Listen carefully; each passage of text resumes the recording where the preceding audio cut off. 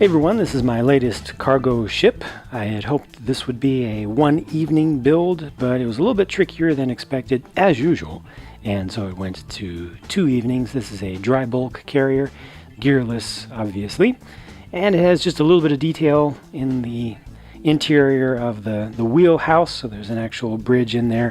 Did something a little bit different with the doors to get a minimal space for the doors to actually fit there so they can open, but they don't fully come in flush right up to that edge, but it's pretty close. Doesn't look too bad from most distances, but I did want to get actual openable doors in there so that I could have some suggestion of the crew being able to get in and out of the bridge level up there.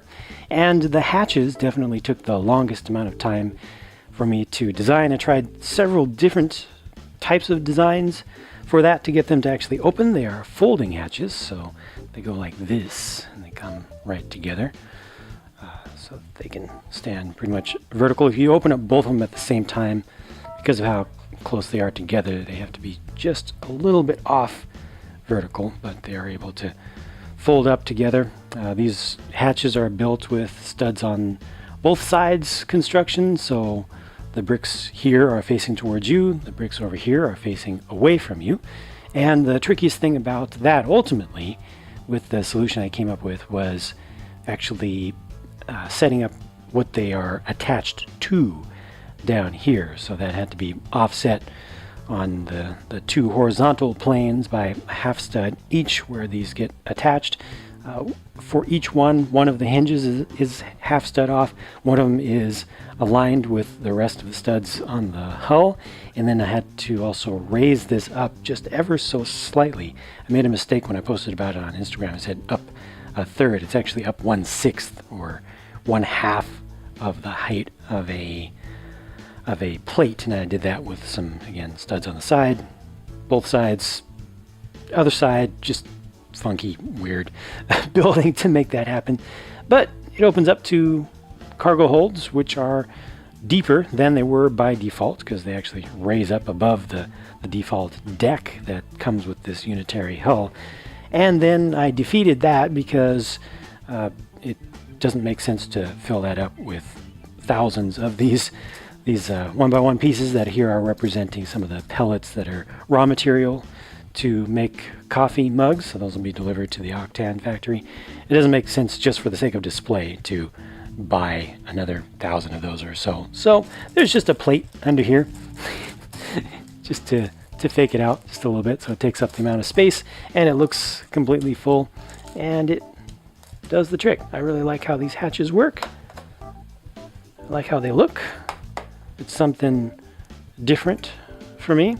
Oh yeah, I used that snap piece already, one of those that I got in just a very recent haul. So yeah, it's good to use some weird different shapes from time to time. Got that forward mast again, just knocked it out of place a little bit. Has a couple of lights facing towards the hold area. Got some lights up here facing towards the front. Got a little bit of safety gear. Originally when I built it, the doors were able to open, but then I changed out some pieces to make them look what I thought was better to look at. It's all just really cramped how to get everything to fit into the space. Everything had to be reduced down. So not the best look for the lower doors. This was also an interesting challenge that just, it wasn't too tricky, it wasn't too difficult in the end to get the forward slope for the front facing windows there, but it did require a number of iterations and a number of tries of different things to minimize the gaps around it to get it covered up without things sticking out too far, but it just barely fits. It's a little bit of a tight squeeze. I don't know if it's technically legal the way it is right now. This 1x8 tile right here is really just barely beneath the small ridges on the tops of the hinges that I used, standard 1x2 hinges that I used to move this whole sub-assembly here forward, to angle it forward a little bit. But up on the top, everything comes together pretty well. And then we got some more sensors and horns and you know, the usual stuff, antennae and stuff up here. The smokestack was something that I had actually started building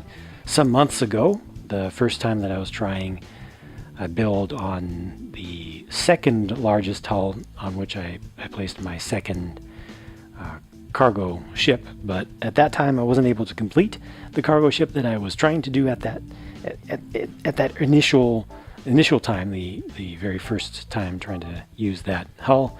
So I left this behind and now I was able to use it. So that was good. Just has a little bit of almost an airfoil, double airfoil cross section to it. Just something, again, a little bit different.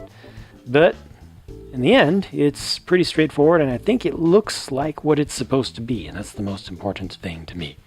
The only problem now is that there is, I think, too much green over on this particular pier in the port between the large hull and the legs of the crane and the temporary cargo that I have there right now. And look at that! Got the green locomotives coming by. It's not part of the problem, but funny little coincidence there. But I'm definitely considering changing out the colors of these legs now. I don't have all of the colors that they've made of the crane legs, obviously of that type. Obviously, this is an incomplete thing that still needs to be built, but I may change that out. I might keep it the same, but I may change it out. I'll have to just go through the different colors that I have again and see if there's something that I prefer for that. Like I said, I might just end up leaving it like this. We'll just have to see how that turns out. Comment that I've gotten with some frequency recently as I've been working on some ships over here and working in the harbor more than before is why I'm using the unitary hulls and why I don't take on the challenge of building, you know, custom hulls with just bricks, with just pieces. And first of all, as I look over at this, I have done custom hull boats before, and this one has all sorts of studs on all sides, construction tricks used to make that specific bow shape. I also did a little sailboat over here. I don't know if that really counts towards that, but I do it. I've done it. I will do more in the future. But the main reason that I have done a few now, just a few, it's not that many really, right? Of these ships with the unitary hulls, the preformed hulls, is that I like them and I want to. So that's really about it. It's that simple. I have liked them since I first had this particular set as a kid. I've liked them since before then, when I had a catalog that showed the Fireboat and I think one other from the late 1970s that used the same modular hull system. I just really like things. I like the shapes. I like the idea of them, and I have bought a bunch of them. I have a whole box of different ones. I have kind of collected them, and I want to use them. You know, I want to put them actually to use. There's also a big misconception about Lego unitary hulls. The idea that if you just use one of these rather than making your own, it's kind of like being lazy. It's taking the easy way out. I find that to be, in my experience so far, to be exactly the opposite of the truth. These things are super restrictive to work with because, just grab one that I've got on the desk over here. Oh yeah, this is the exact same shape as that, just a different color. When you get one of these, you start using it, that's it. You get what you get. There's nothing here that can really be changed. I mean, these modern ones are at least more useful than they used to be, given that they have plates on top, so you can at least extend the deck. Like with this, I was able to bring the rails out beyond the width of the ship itself, you know, the hull itself. But like with this one, you know, you don't have that option. The outer part of the hull goes up above the deck, so I guess you could build up inside of there and then extend out, and you have this strange shape here. There are just so many restrictions. Taking this one as a perfect example, I wanted to put these containers down in the hulls so they wouldn't be sticking up so much, but I can't. I literally just can't without cutting a bunch of pieces. The insert inside of there, the gray piece that forms the deck and the inner part of the hull that you can actually attach things to, it doesn't have room for you to build down in there. So I had to put my cargo up on top. I also wasn't able to lengthen the thing. I wasn't able to push the cargo forward. That's why I wasn't able to do a traditional rear superstructure on this. Well, one of the reasons I wasn't able to do a traditional rear superstructure, I could have halved the number of containers that I could carry with this, and then I could have made it work, but that would have sucked, having just 4 containers on a ship. So here I had to come up with a completely different solution, go with a forward superstructure and have the cargo up higher than I wanted. All those restrictions because there's very little you can do with the unitary hull, especially the older ones. So I definitely find it to be much more difficult to build with these things, much more of a challenge to build with these things than to build with from scratch. From scratch, you can do whatever you want. You can change the shape of something, you can change the dimensions. This started out, I believe it was narrower and shorter, and to work kind of with some of the Lego math to create some of the shapes, the specific exact shapes that I wanted that would work with the exact pieces that Lego has made. I had to change the dimensions a little bit, and it all worked out. I was able to make enough room to have this very shallow thing that kind of sits in the water, and yet it has an engine room inside of there.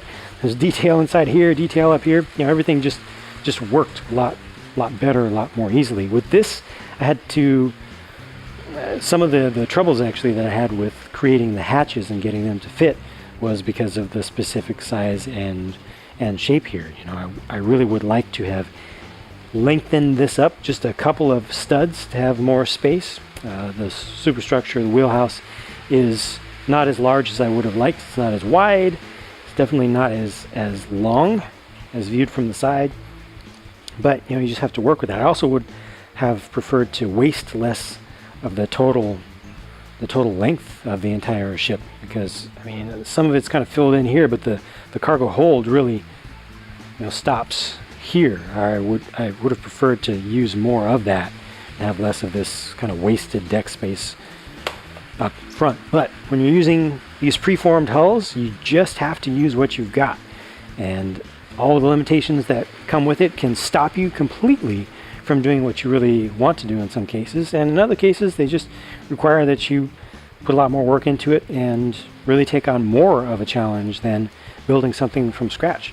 You build one from scratch, you can make it however you want, whatever size you want, make any alterations you want. You just need to have the right number of the specialized pieces of slopes and such to make the bow shape, especially the stern. Not so much. It's a little bit easier to do and not quite as important as having a nice looking bow, but there are a number of different ways you can build these up, either with the ship bow pieces or with completely customized building using specific shapes and sizes of slopes and curved slopes, and of course then you also have to have those in the correct color. It's not so much a challenge as just having the right pieces in the first place. So I'm going to make my next ship soon to go over here. That one will have a red hull, and it will be a break bulk carrier, maybe geared. It might have a couple of actual crane booms on it, or maybe at least one. I guess it'll be kind of small, but that'd be nice just to change things up one more time, and have one more different type of ship over here, and then it'll start to get a little bit crowded, and maybe I'll be able to put yet another in here beyond that. We'll see. But definitely at least one more large unitary hull ship coming in to put in this space. But for now, this one is looking pretty good, I think.